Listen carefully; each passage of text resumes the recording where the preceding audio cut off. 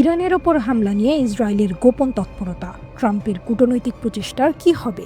New York Times জানাচ্ছে, যখন মার্কিন প্রেসিডেন্ট ডোনাল্ড ট্রাম্প ইরানের সঙ্গে নতুন পারমাণবিক চুক্তি করার চেষ্টা করছেন, তখনই ইসরায়েলের প্রধানমন্ত্রী বেনিয়ামিন নেতানিয়াহু ইরানের পারমাণবিক স্থাপনাগুলোতে সামরিক হামলা চালানোর হুমকি দিচ্ছেন। এই পরিস্থিতি ওয়াশিংটন এবং তেল আবিবের মধ্যে চরম উত্তেজনা সৃষ্টি করেছে। নেতানিয়াহু কেন এত মরিয়া হয়ে সামরিক পদক্ষেপ চাইছেন, আর এর পরিণতি বা কী হতে পারে? ট্রাম্প বনাম নেতানিয়াহু, ভিন্ন কৌশল, ভিন্ন লক্ষ্য। ট্রাম্প বিশ্বাস করে ইরানের বর্তমান অর্থনৈতিক সংকট তাদের আলোচনার টেবিলে আনার একটি বড় সুযোগ। তিনি কূটনৈতিক উপায়ে একটি নতুন চুক্তি করতে চাইছেন। কিন্তু নেতানিয়াহুর কৌশল সম্পূর্ণ ভিন্ন। তিনি মনে করেন ইরানের পারমাণবিক সক্ষমতা ধ্বংস করার জন্য এখনই উপযুক্ত সময়, কারণ এই সুযোগ হয়তো বারবার আসবে না। নেতানিয়াহু চাচ্ছেন যুক্তরাষ্ট্র অংশগ্রহণ করুক বা না করুক, ইসরায়েল একতরফাভাবে হামলা চালাবে। নিউ ইয়র্ক টাইমসের প্রতিবেদনে বলা হয়েছে, ট্রাম্প এবং নেতানিয়াহুর মধ্যে অন্তত একটি ফোনালাপ বেশ উত্তপ্ত হয়েছে। এছাড়া ওয়াশিংটন ও রোমে মার্কিন ও ইসরায়েলি কর্মকর্তাদের মধ্যে একাধিক উচ্চ পর্যায়ের বৈঠকও হয়েছে, যেখানে এই উত্তেজনা স্পষ্ট হয়েছে। নেতানিয়াহু মনে করেন একমাত্র গ্রহণযোগ্য চুক্তি হল ইরানের সমস্ত পারমাণবিক অবকাঠামো সম্পূর্ণভাবে ধ্বংস করা। এর মধ্যে নাতানজ, ফোর্দো এবং অন্যান্য সুরক্ষিত স্থানে থাকা পারমাণবিক কেন্দ্রগুলোও অন্তর্ভুক্ত। অন্যদিকে যুক্তরাষ্ট্রের বর্তমান অবস্থান কিছুটা নমনীয়। তারা সম্পূর্ণ ধ্বংসের পরিবর্তে নিষেধাজ্ঞা নিয়ে আলোচনা করতে ইচ্ছুক। ইসরায়েলি কর্মকর্তারা আশঙ্কা করছেন, ট্রাম্প হয়তো চুক্তি করতে এতটাই আগ্রহী যে তিনি ইরানের ইউরেনিয়াম সমৃদ্ধকরণ চালিয়ে যাওয়া মেনে নিতে পারেন। নেতানিয়াহুর পুরনো কৌশল, নতুন মোড়। নেতানিয়াহু বরাবরই তেহরানের প্রতি কূটনৈতিক প্রচেষ্টার উপর অবিশ্বাসী। তিনি 2015 সালে তৎকালীন মার্কিন প্রেসিডেন্ট বারাক ওবামার আমলে হওয়া পারমাণবিক চুক্তির তীব্র বিরোধিতা করেছিলেন। এমনকি তিনি মার্কিন কংগ্রেসে ভাষণ দিয়েও সেই চুক্তি আটকাতে চেষ্টা করেছিলেন। এখন নিউ ইয়র্ক টাইমসের মতে নেতানিয়াহু সেই পুরনো কৌশলই আবার ফিরিয়ে এনেছেন। তিনি ইঙ্গিত দিয়েছেন যে কূটনীতি ব্যর্থ হলে ইসরায়েল একতরফা পদক্ষেপ নিতে প্রস্তুত। গত অক্টোবরে ইসরায়েল ইরানের কৌশলগত বিমান প্রতিরক্ষা নেটওয়ার্কের কিছু অংশকে লক্ষ্য করে হামলা চালায়। এর উদ্দেশ্য ছিল ভবিষ্যতে পারমাণবিক স্থাপনাগুলোতে হামলার পথ পরিষ্কার করা। এছাড়াও ইসরায়েল প্রতিরোধ গোষ্ঠী হিজবুল্লাহ এবং হামাসের কিছু ক্ষমতা হ্রাস করেছে, যাতে হামলার ক্ষেত্রে আঞ্চলিক প্রতিশোধের ঝুঁকি কমানো যায়। হামলার প্রস্তুতি এবং কূটনৈতিক অনিশ্চয়তা। নিউ ইয়র্ক টাইমস জানিয়েছে, ইসরায়েল মাত্র 7 ঘন্টার নোটিসে হামলার জন্য প্রস্তুতি নিতে পারে। যদিও মার্কিন কর্মকর্তারা একক ইসরায়েলি অভিযানের কৌশলগত সাফল্য নিয়ে সন্দিহান, তারা স্বীকার করেন যে একবার প্রস্তুতি শুরু হলে কূটনৈতিক হস্তক্ষেপের সুযোগ সীমিত। ট্রাম্প প্রশাসন বর্তমানে একটি অন্তর্বর্তীকালীন ইরান পারমাণবিক চুক্তি খুঁজছে, যা ওবামা যুগের চুক্তির মতো হতে পারে। নিউ ইয়র্ক টাইমসের প্রতিবেদন অনুসারে নেতানিয়াহু ইসরায়েলি নিরাপত্তা কর্মীদের নির্দেশ দিয়েছেন সীমিত হামলা থেকে শুরু করে ইরানের পারমাণবিক অবকাঠামোতে বহুদিনের বোমা হামলা অভিযান পর্যন্ত অপারেশনাল পরিকল্পনা প্রস্তুত করতে। আলোচনার একটি প্রধান বাধা হল ইরানের শূন্য সমৃদ্ধকরণ দাবি মেনে নিতে অস্বীকৃতি। ইরান বারবার বলছে যে পারমাণবিক অপসারণ চুক্তির অধীনে সমৃদ্ধকরণ তাদের সার্বভৌম অধিকার। যদি ইরানের ইউরেনিয়াম সমৃদ্ধকরণ বিরোধের কারণে কোনো সমঝোতা না হয়, তাহলে আলোচনা ভেঙে যাওয়ার আশঙ্কা রয়েছে। ট্রাম্প প্রথমে 2 মাসের মধ্যে চূড়ান্ত চুক্তির দাবি জানিয়েছিল, কিন্তু সেই সময়সীমা যত এগিয়ে আসছে, প্রশাসন ধীরে ধীরে একটি অন্তর্বর্তীকালীন চুক্তি করার দিকেই এগোচ্ছে।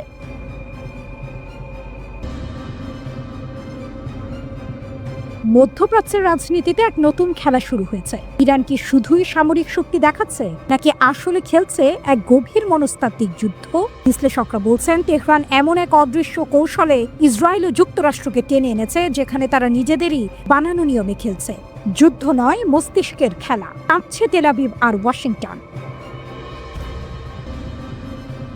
অস্ত্রের দিক থেকে পশ্চিমা শক্তিগুলোর চেয়ে হয়তো ইরান এখনো পিছিয়ে, কিন্তু বিশ্লেষকরা বলছেন ইরান এখন এক ভিন্ন ধরনের যুদ্ধে নেতৃত্ব দিচ্ছে। এটি একটি মনস্তাত্ত্বিক যুদ্ধ, সামরিক হামলা নয়, বরং এক অদৃশ্য কৌশলে যুক্তরাষ্ট্র ও ইসরায়েলকে এমন এক যুদ্ধের ভেতরে টেনে আনা হচ্ছে, যেখানে নিয়মের নির্ধারক হলো ইরান নিজেই। আর এই মাস্টার গেম শুরু হয়েছে গত 7 অক্টোবরের হামাস হামলার পর থেকেই।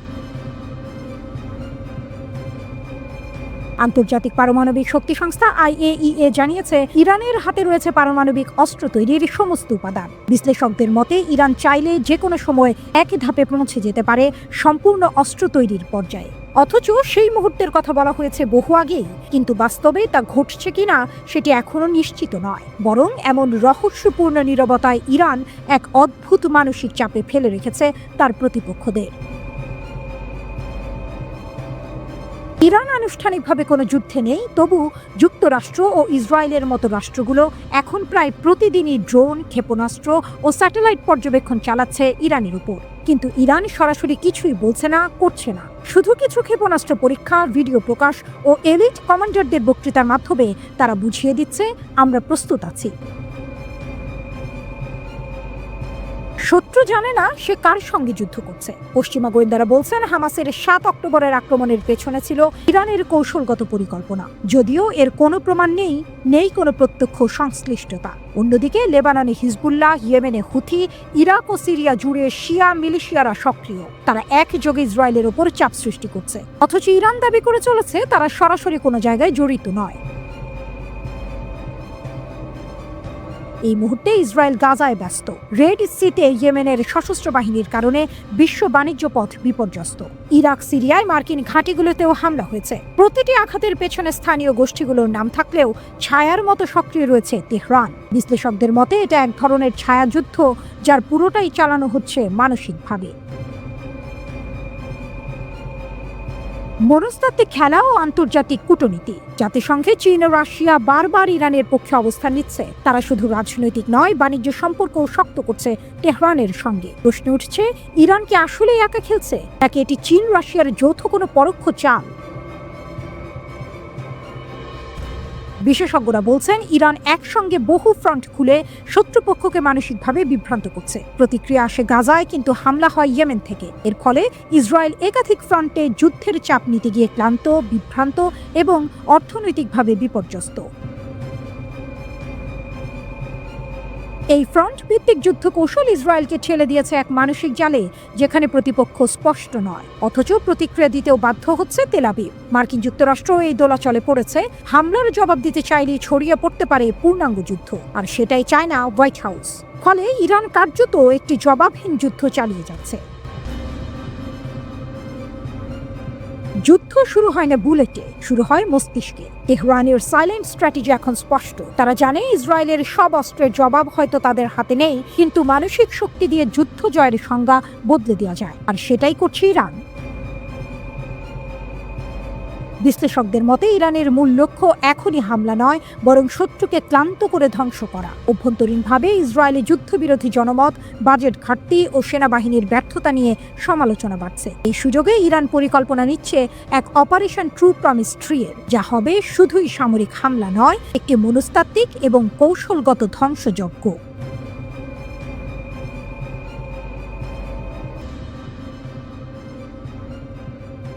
বিশ্ব এখন ইরানের ওপর যুক্তরাষ্ট্র ও ইসরায়েলের কড়া নজরদারি দেখছে, কিন্তু পর্দার আড়ালে নীরবে গড়ে উঠছে এক শক্তিশালী জোট। এই জোট মধ্যপ্রাচ্য আর বৈশ্বিক ক্ষমতা ভারসাম্য বদলে দিতে চলেছে। একের পর এক মার্কিন নিষেধাজ্ঞা আর ইসরায়েলের হামলার হুমকি সত্ত্বেও ইরান ঠিকই মাথা উঁচু করে দাঁড়িয়ে আছে। এর পেছনে মূল শক্তি হল বিশ্বের অন্যতম পরাশক্তি রাশিয়া। প্রায় 20 বছরের বেশি সময় ধরে চলা রুশ ইরান বন্ধুত্বে বেশ চাপে আছে ইসরায়েল ও যুক্তরাষ্ট্র। প্রশ্ন হলো, মার্কিন প্রশাসন আর তেল আবিবের চোখ ফাঁকি দিয়ে কিভাবে ইরান ও রাশিয়া মধ্যপ্রাচ্যে এত শক্তিশালী একটি বলয় তৈরি করল?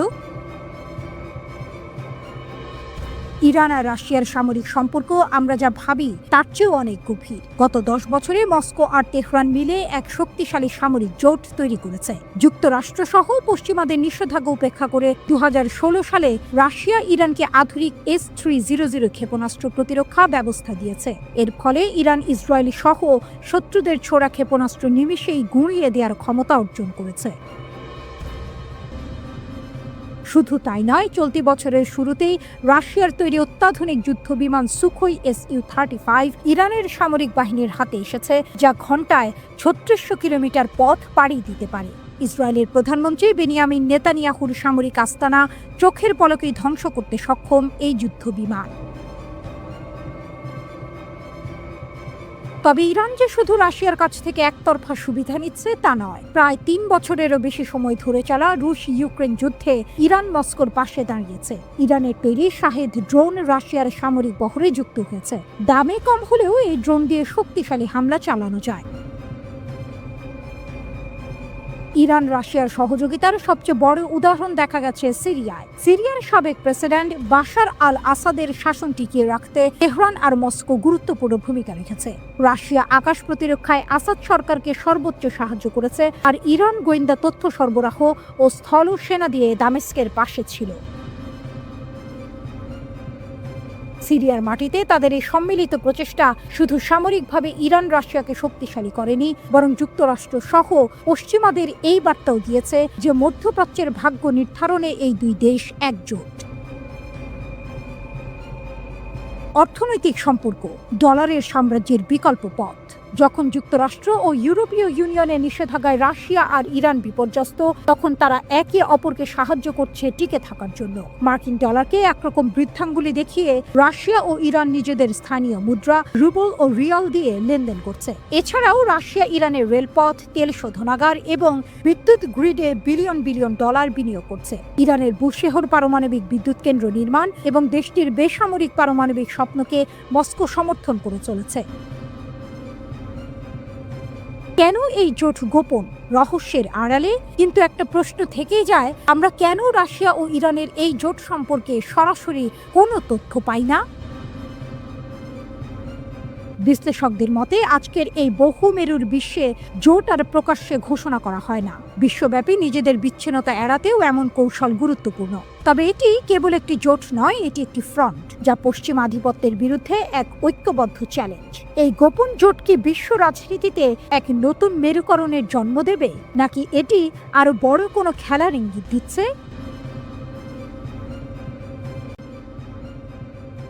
আলোচনার আলো নিভে গেল, ঝড় উঠল ইউরোপে। ইরান কি তবে পারমাণবিক অস্ত্রের দোরগোড়ায়? সব ছিল ঠিকঠাক, আলোচনা বসবে সেটাও জানা ছিল। মধ্যস্থতাকারীরা তৈরি ছিলেন, সময় চূড়ান্ত হয়ে গিয়েছিল প্রায়। চতুর্থ দফার আলোচনার জন্য সাজানো হয়েছিল কূটনৈতিক টেবিল। কিন্তু ঠিক শেষ মুহূর্তে যেন কেউ আলো নিভিয়ে দিল, বাতিল হয়ে গেল সেই বহু প্রতীক্ষিত বৈঠক। ইরান ও যুক্তরাষ্ট্র, দুই শত্রু, দুই ইতিহাস আর দুই শক্তিধর। বহু বছর ধরে সম্পর্কের আগুন জ্বলছে ধিকি ধিকি। আর এবার যখন আসা যাচ্ছিল, আলোচনার আলো ফুটছিল দিগন্তে, তখনই হঠাৎ সেই আলো নিভে গেল এক অজানা বাতাসে। প্রশ্ন উঠছে, এটা কি শুধুই দুর্ঘটনা, নাকি এর পেছনে লুকিয়ে আছে কোনো গভীর রাজনৈতিক ঝড়? সেই ঝড়ের শব্দ কি পৌঁছে গেছে ইউরোপ পর্যন্ত? গত 3 সপ্তাহে পরপর 3টি পরোক্ষ বৈঠক হয়েছে যুক্তরাষ্ট্র ও ইরানের মধ্যে। স্থান ওমান ও ইতালি। আলোচনার বিষয়বস্তু ছিল 2টি: যুক্তরাষ্ট্রের নিষেধাজ্ঞা তুলে নেওয়া এবং ইরানের পারমাণবিক কর্মসূচি নিয়ে স্পষ্ট সিদ্ধান্ত। প্রথম, দ্বিতীয় এবং তৃতীয় দফায় দুই পক্ষই সন্তুষ্টি জানিয়েছিল। সবাই বলেছে আলোচনা ছিল গঠনমূলক ও ইতিবাচক। ইরান জানায় চতুর্থ দফার জন্য সব প্রস্তুতি নেওয়া হয়েছে। ওমান, যুক্তরাষ্ট্র ও ইরান 3 পক্ষই ছিল রাজি। তারিখও ঠিক ছিল, এপ্রিলের শেষ সপ্তাহে বসবে বৈঠক। কিন্তু তখনই আসে এক অপ্রত্যাশিত ঘোষণা। কারিগরি ও যৌক্তিক কারণে বৈঠক স্থগিত। এই ঘোষণার পরপরই বদলে গেল পুরো দৃশ্যপট। আলোচনার স্থগিতকরণ নিয়ে যেমন প্রশ্ন উঠেছে, তেমনি ইউরোপে ছড়িয়ে পড়েছে নতুন আতঙ্ক। বিশেষ করে ফ্রান্স দাবি করছে ইরান গোপনে পারমাণবিক অস্ত্র বানানোর পথে অনেক দূর এগিয়ে গেছে। ফ্রান্সের পররাষ্ট্রমন্ত্রী জান-নোয়েল বারো সরাসরি বলেন, ইরান এখন পারমাণবিক অস্ত্র তৈরির দোরগোড়ায় দাঁড়িয়ে আছে। যদি এই কর্মসূচি ইউরোপের নিরাপত্তাকে হুমকির মুখে ফেলে, তাহলে আমরা আর এক মুহূর্তও দেরি করব না। আমরা 10 বছর আগের প্রত্যাহার করা সব নিষেধাজ্ঞা আবার ফিরিয়ে আনব। গত 28 এপ্রিল জাতিসংঘ নিরাপত্তা পরিষদের একটি গোপন বৈঠকে ফরাসি পররাষ্ট্রমন্ত্রী বারো বলেন, ইরানের কাছে বর্তমানে 6000 কিলোগ্রামেরও বেশি সমৃদ্ধ ইউরেনিয়াম রয়েছে, যা 2015 সালের পরমাণু চুক্তির নির্ধারিত সীমার প্রায় 30 গুণ বেশি। তিনি সতর্ক করে বলেন, এখন ইরানের ব্রেকআউট টাইম, অর্থাৎ বোমা তৈরি করতে যত সময় লাগে তা 1 বছর আগে কয়েকদিনে নেমে এসেছে। বারো আরও দাবি করেন, ইরানের পারমাণবিক অগ্রগতি শুধু নিজস্ব প্রয়োজনে নয়, বরং তাদের দূরপাল্লার ক্ষেপণাস্ত্র কর্মসূচি ও মধ্যপ্রাচ্যের সশস্ত্র গোষ্ঠীগুলোর প্রতি সমর্থনের অংশ হিসেবেই দেখা হচ্ছে। তবে তিনি জোর দিয়ে বলেন, ইরানের পারমাণবিক সমস্যার কোনো সামরিক সমাধান নেই। কূটনৈতিক পথই একমাত্র বিকল্প, যদি ইরান তা বেছে নেয়। নিষেধাজ্ঞার ব্যাপারে ফ্রান্সের হুমকির জবাব তেহরান থেকে ঝড়ের মতো। ইরানের পররাষ্ট্র মন্ত্রণালয়ের মুখপাত্র ইসমাইল বাঘাই বলেন, ফ্রান্স যা বলেছে তা সম্পূর্ণ ভিত্তিহীন। তারা ইচ্ছাকৃতভাবে সংঘাত তৈরি করতে চাইছে। এই ধরনের বক্তব্য আন্তর্জাতিক কূটনীতির জন্য অপমানজনক। আর জাতিসংঘে ইরানের স্থায়ী প্রতিনিধি আমির সাইদ ইরানি বললেন, এই হুমকি আসলে জাতিসংঘ সনদের সরাসরি লঙ্ঘন। এটি চাপ তৈরি করে আলোচনাকে ধ্বংস করার একটি অপচেষ্টা। তেহরান আবারও বলছে তাদের পারমাণবিক কর্মসূচি সম্পূর্ণ শান্তিপূর্ণ। তারা কোনো পারমাণবিক বোমা বানাতে চায় না। কিন্তু পশ্চিম দুনিয়া, বিশেষ করে যুক্তরাষ্ট্র ও ইউরোপ, সেই কথায় ভরসা রাখতে পারছে না। ইরানের পররাষ্ট্রমন্ত্রী আব্বাস আরাকচি জানিয়েছেন, আমরা আলোচনার মাধ্যমে সমস্যার সমাধান চাই। ইউরোপীয় ত্রয়ী যুক্তরাজ্য, ফ্রান্স ও জার্মানির সঙ্গে আমরা নতুন করে আলোচনার দিনক্ষণ নির্ধারণ করব। আলোচনা বন্ধ, অভিযোগ শুরু, উত্তেজনা বাড়ছে। আলোচনার মঞ্চ ফাঁকা হলেও পর্দার পেছনে চলছে এক অদৃশ্য কূটনৈতিক লড়াই।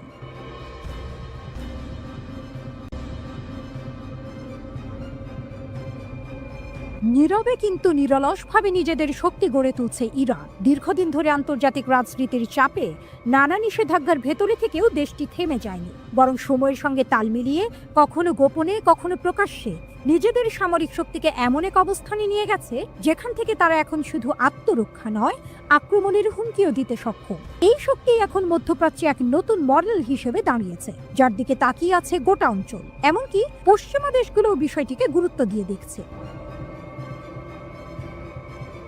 ইরান খুব ভালো করেই জানে, শুধু কথায় নয়, রাজনীতিতে নিজের শক্তি প্রমাণ করতে হয় বাস্তবে, প্রযুক্তিতে সামরিক সেই দিকেই এগোচ্ছে তারা। যেভাবে কৃত্রিম বুদ্ধিমত্তা বা এআই প্রযুক্তি কাজে লাগিয়ে যুদ্ধের রূপ বদলে দেওয়ার চেষ্টা করছে, তা শুধুই প্রযুক্তির উন্নয়ন নয়, বরং এক ধরনের বিপ্লব। এখানে অস্ত্র মানে আর শুধু ধাতব যন্ত্র নয়, বরং এমন এক মাধ্যম যা লক্ষ্য ঠিক করতে পারে, বুঝতে পারে পরিস্থিতি এবং সিদ্ধান্তও নিতে পারে। এই নতুন ধরনের অস্ত্রগুলো এখনো প্রকাশ্যে আসেনি, তবে এদের উপস্থিতি যেন এক অদৃশ্য ভয়ের মতো প্রতিপক্ষের মনে গেঁথে গেছে। আগে যেখানে ইরান কেবল আত্মরক্ষায় মনোযোগী ছিল, এখন তারা ধীরে ধীরে আক্রমণাত্মক অবস্থানে চলে যাচ্ছে। আজকের ইরান এমন অবস্থানে পৌঁছেছে যেখানে তারা শত্রুর গতিবিধি আগে থেকেই বুঝে নিতে পারে এবং প্রতিরোধের আগেই পাল্টা কৌশল ঠিক করে ফেলতে পারে। ইরানের সেনাবাহিনীর কাজের ধরনও আগের তুলনায় অনেক বদলে গেছে। এখন তারা শুধু অস্ত্র নয়, সঙ্গে করে নিচ্ছে আগাম প্রস্তুতির মনস্তত্ত্ব। গোয়েন্দা প্রযুক্তিতেও তারা অনেক উন্নতি করেছে। দেশের ভেতরে এবং সীমান্তে ছড়িয়ে থাকা নজরদারি ইউনিটগুলো প্রতিনিয়ত তথ্য সংগ্রহ করছে। এই নজরদারি একদিকে যেমন দেশের নিরাপত্তা নিশ্চিত করছে, তেমনি শত্রু চোখের সামনে না থাকলেও তাদের উপস্থিতির ছায়া শনাক্ত করতে শিখছে। এটি এমন এক মানসিক খেলা যেখানে শত্রু চোখে না পড়লেও আপনি তার নজরে আছেন। তবে শুধু প্রযুক্তি দিয়েই নয়, ইরান তাদের মনোবল এবং আত্মবিশ্বাসের মাধ্যমেও বার্তা দিচ্ছে। তাদের সামরিক মহড়া, যুদ্ধজাহাজ, শহীদ বাঘেরির মতো জাহাজ নির্মাণ, সাইবার ইউনিটের কাজ, সব মিলিয়ে ইরান দেখাচ্ছে যে তারা এখন আর কোনোভাবেই দুর্বল নয়, তারা এখন চ্যালেঞ্জ নিতে তৈরি। সাইবার যুদ্ধের অদৃশ্য জগতে ইরান যেভাবে নিজেদের অবস্থান শক্ত করেছে, তা নিঃসন্দেহে তাদের অগ্রগতির বড় প্রমাণ। কারণ এই যুদ্ধে না কোনো সীমান্ত আছে, না নির্দিষ্ট সময়, না কোনো স্পষ্ট যুদ্ধক্ষেত্র। এখানে হঠাৎ করেই ভেঙে পড়তে পারে কোনো দেশের গুরুত্বপূর্ণ তথ্য ব্যবস্থা বা সামরিক যোগাযোগ। ইরানের আধুনিক যুদ্ধ জাহাজ শহীদ বাঘেরি যেন এক ভ্রাম্যমান বিপ্লব। এই জাহাজ একা একাধিক যুদ্ধ করতে পারে, ড্রোন ছুঁড়তে পারে, ক্ষেপণাস্ত্র নিক্ষেপ করতে পারে, আবার সমুদ্রপথে নজরদারিও চালাতে পারে। এটি শুধু একটি জাহাজ নয়, বরং এক চলমান সতর্কবার্তা। যেখানে এতদিন পারস্য উপসাগরে যুক্তরাষ্ট্র একচ্ছত্র আধিপত্য চালাতো, এখন সেখানে ফাটল ধরতে শুরু করেছে। এই পরিবর্তনের পেছনে রয়েছে তেহরানের পরিকল্পিত শক্তি প্রদর্শন। আগে যেখানে ইরানের ট্যাঙ্কার শত্রুর লক্ষ্য হতো, এখন সেগুলি ছুঁতেও কেউ সাহস করে না। কারণ ইরান স্পষ্ট করে দিয়েছে, তারা শুধু জবাব দেবে না, সেই জবাব হবে ধ্বংসাত্মক। এই পুরো বদলের সবচেয়ে গুরুত্বপূর্ণ দিক হলো সমন্বয়। বিপ্লবী গার্ড বাহিনী আর স্থলবাহিনী এখন একসঙ্গে কাজ করছে। তারা পরস্পরের সঙ্গে তথ্য বিনিময় করছে, প্রতিরক্ষা এবং আক্রমণের দায়িত্ব ভাগ করে নিচ্ছে এবং একসঙ্গে যুদ্ধের জন্য প্রস্তুত থাকছে। এতে তৈরি হয়েছে একটি সুসংগঠিত এবং কার্যকর প্রতিরক্ষা বলয়। তবে এখানেই প্রশ্ন ওঠে, এই প্রস্তুতি কি শুধুই আত্মরক্ষার জন্য, নাকি আরো বড় কিছু আসছে? যদিও ইরান বলছে তারা শান্তি চায়, বিশ্লেষকরা মনে করেন এই শান্তি রক্ষার পেছনে যে অগ্নিসংযোগ হচ্ছে তা যে কোনো সময় ছড়িয়ে পড়তে পারে। পারস্য উপসাগর এখন আর কেবল এক জলপথ নয়, এটি এখন হয়ে উঠেছে ক্ষমতার লড়াইয়ের এক উত্তপ্ত কেন্দ্র। এখানে যে কোনো সময় সংঘর্ষ শুরু হতে পারে, যার প্রভাব ছড়িয়ে পড়বে পুরো অঞ্চল জুড়ে, এমনকি তার বাইরে। তেহরান এখন এমন একটি জায়গায় দাঁড়িয়ে আছে যেখানে তারা কেবল অস্ত্রের নয়, নিজেদের অবস্থান, দৃষ্টিভঙ্গি ও আত্মবিশ্বাসে দেখাচ্ছে। যেন তারা বলছে, আমরা যুদ্ধ চাই না, কিন্তু যদি যুদ্ধ আসে আমরাই আগে প্রস্তুত হব। এই আত্মবিশ্বাস, এই প্রস্তুতি, এই নীরব বিপ্লবী আজ তেহরানকে এক নতুন আদর্শে পরিণত করেছে।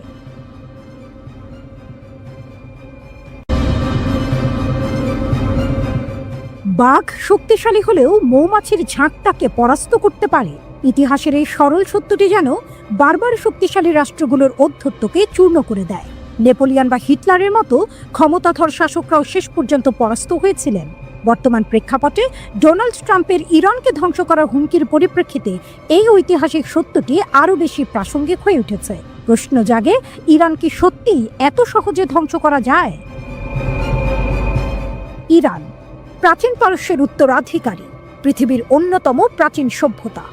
ভৌগোলিকভাবে পাকিস্তানের প্রায় দ্বিগুণ এই দেশটি গত 5 শতাব্দী ধরে বহু সাম্রাজ্যের আক্রমণের শিকার হয়েছে। রোমান, আরব, মঙ্গল, তুর্কি, রাশিয়ান, এমনকি ব্রিটিশ শক্তিও ইরান দখলের চেষ্টা করেছে। কিন্তু আশ্চর্যজনকভাবে কেউই ইরানকে সম্পূর্ণরূপে পদানত করতে পারেনি। ইতিহাস সাক্ষী প্রাচীন পারস্য সাম্রাজ্য কতটা শক্তিশালী ছিল। এমনকি সাদ্দাম হোসেনও 8 বছর রক্তক্ষয়ী যুদ্ধ চালিয়েও ইরানকে জয় করতে পারেনি।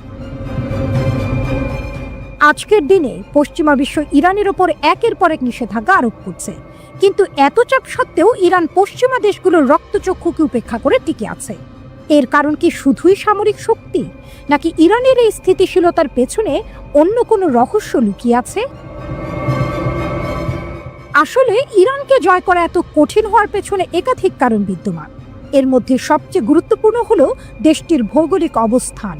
ইরানের দক্ষিণ ও পশ্চিম সীমান্ত জুড়ে বিস্তৃত জাগ্রস পর্বতশ্রেণী প্রায় 1600 কিলোমিটার দীর্ঘ। এটি উপকূল রেখা থেকে শুরু করে ইরাক ও তুরস্ক পর্যন্ত বিস্তৃত এবং ইরানের জন্য এক দুর্ভেদ্য প্রাকৃতিক প্রাচীর হিসেবে কাজ করে। এই পুরো পার্বত্য এলাকা পাথুরে এবং সহজে অতিক্রম করা যায় না। কৌশলগতভাবে গুরুত্বপূর্ণ বিষয় হলো এই পর্বতশ্রেণীর পাদদেশে অবস্থিত খোজেস্তান প্রদেশ ইরানের বৃহত্তম তেল ভাণ্ডার। 1979 সালের ইসলামিক বিপ্লবের সুযোগ নিয়ে 1980 সালে সাদ্দাম হোসেন ইরান আক্রমণ করেছিলেন। তার পরিকল্পনা ছিল প্রথমে খোজেস্তানের তেল ক্ষেত্র দখল করে ধীরে ধীরে ইরানের অভ্যন্তরে প্রবেশ করে অন্যান্য শহরগুলো দখল করা এবং শেষ পর্যন্ত ইসলামিক বিপ্লবকে নস্যাৎ করা। কারণ সেই সময় ইরানের আয়াতুল্লাহ খোমেনি অন্যান্য আরব দেশগুলোতেও ইসলামিক বিপ্লবের আহ্বান জানিয়েছিলেন, যা সেখানকার রাজতান্ত্রিক শাসনের জন্য হুমকি স্বরূপ ছিল। এমনকি আরব দেশগুলো ছাড়াও ব্রিটেন ও আমেরিকা ইরানের বিরুদ্ধে যুদ্ধে সাদ্দামকে সমর্থন জুগিয়েছিল। যুদ্ধের শুরুতে সাদ্দাম হোসেন ইরানের অবকাঠামো ধ্বংসের উদ্দেশ্যে ব্যাপক বোমা বর্ষণ করেন, কিন্তু একটি দেশকে দখল করতে সামরিক অভিযানের বিকল্প নেই। প্রথম 2 বছরে ইরাকি বাহিনী ইরানের পশ্চিমাঞ্চল সহ খোজেস্তান দখল করতে সক্ষম হয়েছিল, কারণ বাগদাদ থেকে ইরাকি সেনাদের কাছে সহজে রসদ সরবরাহ করা যাচ্ছিল। কিন্তু ইরানের অভ্যন্তরে প্রবেশ করতে গিয়ে তারা বাধার সম্মুখীন হয়। সেই দুর্ভেদ্য বাধা ছিল জাগ্রস পর্বত শ্রেণী। ইরাকি সেনারা বহু চেষ্টা করে এই পাহাড় অতিক্রম করে ইরানে প্রবেশ করতে ব্যর্থ হয়। উল্টো ইরানি সেনাবাহিনী পাল্টা আক্রমণ চালিয়ে ইরাকের অভ্যন্তরে প্রবেশ করে। তবে এখানে ইরান একটি ভিন্ন সমস্যার সম্মুখীন হয়। ইরানের প্রধান ডিপো ও শহরগুলো জাগ্রস পর্বতের বিপরীত দিকে অবস্থিত হওয়ায় সেনাদের কাছে সময় মতো রসদ সরবরাহ করা কঠিন হয়ে পড়ে। এই কারণেই প্রায় 8 বছর ধরে চলা এই রক্তক্ষয়ী যুদ্ধের কোনো সুস্পষ্ট ফলাফল আসেনি। কোনো দেশই নিজেদের সীমান্ত 1 ইঞ্চিও পরিবর্তন করতে পারেনি। সুতরাং ডোনাল্ড ট্রাম্পের বোমাবর্ষণের হুমকি ইরানের জন্য সাময়িক ক্ষতির কারণ হতে পারে, কিন্তু শুধুমাত্র বিমান হামলা চালিয়ে ইরানকে দখল করা বা সেখানকার সরকারকে পরিবর্তন করা কার্যত অসম্ভব। পশ্চিম দিকের দুর্ভেদ্য প্রাচীরের পাশাপাশি ইরানের উত্তর দিকে রয়েছে ক্যাস্পিয়ান সাগর। এই সাগর পেরিয়ে ইরানে প্রবেশ করতে হলে আলবোর্জ পর্বতশ্রেণীর মুখোমুখি হতে হবে। জাগ্রস পর্বতমালার মতোই এই পর্বতশ্রেণী উত্তর দিক থেকে ইরানকে সুরক্ষা প্রদান করে। ইরানের শক্তির আরেকটি গুরুত্বপূর্ণ দিক হলো এর বহুত্ববাদী জাতিতত্ত্ব। যদিও কোনো দেশের জন্য জাতিতত্ত্ব বৈচিত্র্য মাঝে মাঝে দুর্বলতার কারণ হতে পারে, ইরান অত্যন্ত দক্ষতার সাথে এটিকে নিজেদের অস্ত্রে পরিণত করেছে। ইরানের প্রায় 9 কোটি জনসংখ্যার মধ্যে 62% পার্সিয়ান, 16% এজেরি, 10% কুর্দ এবং বাকি 12% বেলুচ, আরব ও তুর্কি রয়েছে। এই বিভিন্ন জাতিগোষ্ঠীর নিজস্ব স্বতন্ত্র জাতিগত পরিচয় রয়েছে এবং কারো কারো মধ্যে বিচ্ছিন্নতাবাদী আকাঙ্ক্ষাও বিদ্যমান। উদাহরণস্বরূপ, পাকিস্তান ও ইরানের বেলুচরা একত্রিত হয়ে বেলুচিস্তান নামক একটি স্বাধীন রাষ্ট্র গঠনের স্বপ্ন দেখে। তেমনি ইরান ও ইরাকের কুর্দ জনগোষ্ঠী কুর্দিস্তান নামে একটি আলাদা রাষ্ট্র প্রতিষ্ঠার আকাঙ্ক্ষা পোষণ করে। তবে ইরান একটি সুকৌশলপূর্ণ পদ্ধতির মাধ্যমে এই বিভেদকে নিয়ন্ত্রণে রেখেছে। দেশটির ধর্মীয় নেতারা এই বিভিন্ন জাতিগোষ্ঠীকে ঐক্যবদ্ধ রেখেছেন। ভবিষ্যতে কোনো দেশ ইরান আক্রমণ করলে আয়াতুল্লাহ খুব সহজেই এই বিভিন্ন জাতিগোষ্ঠীকে ঐক্যবদ্ধ করতে সক্ষম হবেন। এবার আসা যাক ইরানের সবচেয়ে গুরুত্বপূর্ণ হাতিয়ার সামরিক শক্তির প্রসঙ্গে। 1979 সালের ইসলামিক বিপ্লবের আগে ইরান একটি উদারপন্থী দেশ ছিল এবং আমেরিকার গুরুত্বপূর্ণ মিত্র হিসেবে পরিচিত ছিল। ইরান ও আমেরিকার সম্পর্ক এতটাই ঘনিষ্ঠ ছিল যে আমেরিকা ইরানকে সামরিক জেট সরবরাহ করত। আজও ইরান 1970-এর দশকের বেশ কিছু আমেরিকান ফাইটার জেট ও হেলিকপ্টার ব্যবহার করে। তবে সাদ্দাম হোসেনের আক্রমণ ইরানের চোখ খুলে দেয়। দেশটি বুঝতে পারে ভবিষ্যতে কোনো যুদ্ধ হলে আরব দেশগুলো তাদের সাহায্য করবে না। এই উপলব্ধি থেকেই ইরান নিজস্ব মিসাইল সিস্টেম গড়ে তুলেছে এবং বর্তমানে মধ্যপ্রাচ্যের অন্যতম শক্তিশালী সামরিক শক্তিতে পরিণত হয়েছে। ইরানের সামরিক বাহিনীকে মূলত দুটি অংশে ভাগ করা যায়: ইরানিয়ান আর্মড ফোর্স, যা দেশের প্রতিরক্ষা বাহিনী এবং এর অধীনে রয়েছে সেনাবাহিনী, নৌবাহিনী ও বিমান বাহিনী। আরেকটি গুরুত্বপূর্ণ অংশ হল Islamic revolutionary guard corps IRGC, যা ইরানের সবচেয়ে শক্তিশালী ও স্বাধীন সামরিক বাহিনী। দেশের অভ্যন্তরে সরকার বিরোধী বিদ্রোহ বা কোনো প্রদেশের বিচ্ছিন্নতাবাদী আন্দোলনের দমনের জন্য IRGC-কে ব্যবহার করা হয়। ইরানের সক্রিয় সৈন্য সংখ্যা প্রায় 5,70,000 এবং তাদের প্রায় 3.5 লক্ষের বেশি রিজার্ভ ফোর্স রয়েছে। এছাড়াও তাদের কাছে 4,000-এর বেশি ট্যাঙ্ক ও সাঁজোয়া যান রয়েছে, যার মধ্যে উল্লেখযোগ্য হল Russian T-72, Iranian Zulfikar tank এবং শক্তিশালী মাল্টিপল রকেট লঞ্চার। ইরানের সবচেয়ে শক্তিশালী অস্ত্রের মধ্যে অন্যতম হল ব্যালিস্টিক ও ক্রুজ মিসাইল। দেশটির দীর্ঘ পাল্লার সাহাব 3 মিসাইলের পাল্লা প্রায় 2000 কিলোমিটার, যা ইসরায়েল ও আমেরিকার ঘাঁটিগুলোতে আঘাত হানতে সক্ষম। এছাড়াও সিজিল 2 নামক মিসাইলের পাল্লা প্রায় 2500 কিলোমিটার। ইরানের ড্রোন প্রযুক্তি ও অন্যান্য আরব দেশগুলোর তুলনায় অনেক উন্নত। শাহেদ 136 নামক কামিকাজি ড্রোন ইউক্রেন যুদ্ধে রাশিয়ার ব্যবহারেও দেখা গেছে। ইরানের কাছে আরও বেশ কিছু অত্যাধুনিক কামিকাজি ড্রোন রয়েছে। ফাইটার জেটের ক্ষেত্রে ইরান সম্প্রতি রাশিয়ার কাছ থেকে Su-35 যুদ্ধবিমান কিনেছে। আকাশ প্রতিরক্ষা ব্যবস্থার মধ্যে ইরানের কাছে S-300-এর মতো উন্নত মিসাইল ডিফেন্স সিস্টেম রয়েছে। দেশটির নৌবাহিনীও যথেষ্ট শক্তিশালী এবং কাস্পিয়ান সাগর থেকে শুরু করে ওমান উপসাগর ও পারস্য উপসাগরে ইরানের নৌবাহিনীর শক্তিশালী উপস্থিতি সবসময় বিদ্যমান। ইরানের সামরিক শক্তির বাইরেও দেশটির কৌশলগত অবস্থান অত্যন্ত গুরুত্বপূর্ণ। হরমুজ প্রণালী ও বাব এল মান্দেব প্রণালী, এই দুটি জলপথ বিশ্বের অন্যতম গুরুত্বপূর্ণ বাণিজ্য পথ, ইরানের মিসাইল রেঞ্জের মধ্যে অবস্থিত। আজকের দিনে ইরানের উপর কোনো রকম আক্রমণ হলে ইরান সম্ভবত এই দুটি জলপথ বন্ধ করে দিয়ে বিশ্ব বাণিজ্যকে থমকে দিতে পারে। ইরানের আরেকটি গুরুত্বপূর্ণ কৌশল হল এক্সেস অফ রেজিস্ট্যান্স।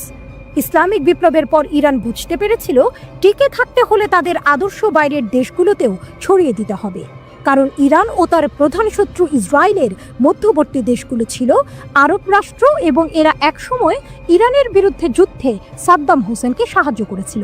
তাই ইসরায়েল ও ওই আরব দেশগুলোকে মোকাবেলা করার জন্য ইরান এমন একটি পরিকল্পনা গ্রহণ করে যার মাধ্যমে তারা তাদের শত্রুদের ক্রমাগত হুমকির মুখে রাখতে পারে।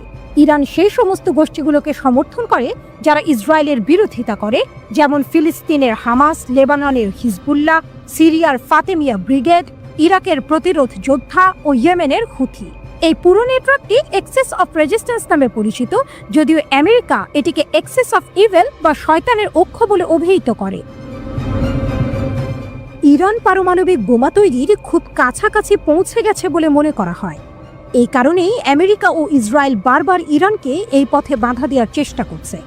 যদি আমেরিকা ইরানের ওপর বোমা হামলা শুরু করে, তবে ইরান সম্ভবত তাদের পারমাণবিক বোমা তৈরির প্রক্রিয়া আরও দ্রুত করবে, যা শেষ পর্যন্ত ইরানকে একটি পারমাণবিক শক্তিধর রাষ্ট্রে পরিণত করতে পারে। ভূরাজনৈতিক প্রেক্ষাপটে আরও কিছু বিষয় বিবেচনা করা প্রয়োজন। আজকের বিশ্বে এমন কিছু দেশ রয়েছে যারা ইরানের ধ্বংস চায় না, যার মধ্যে রাশিয়া ও চীন অন্যতম। মধ্যপ্রাচ্যে আমেরিকার প্রভাব কমানোর ক্ষেত্রে ইরান একটি মধ্যস্থতাকারী শক্তি হিসেবে কাজ করে। তাই ভবিষ্যতে ইরানের ওপর আক্রমণ হলে রাশিয়া, চীন, এমনকি উত্তর কোরিয়াও ইরানকে সাহায্য করতে পারে। এমনকি ভারতের জন্যও ইরানের শান্তি বজায় থাকা অত্যন্ত জরুরি। ভারত ভবিষ্যতে ইউরোপ ও ভারতের মধ্যে একটি অর্থনৈতিক করিডোর তৈরি করতে চায় এবং সেই করিডোরের বাণিজ্য পথ ইরানের ওপর দিয়েই যাবে। এছাড়াও ভারত ইরানের চাবাহার বন্দরে বিপুল পরিমাণ অর্থ বিনিয়োগ করেছে। ভবিষ্যতে ভারত ইরান থেকে সস্তা তেল কিনতে আগ্রহী, যা ভারতীয় অর্থনীতিতে সহায়ক হবে।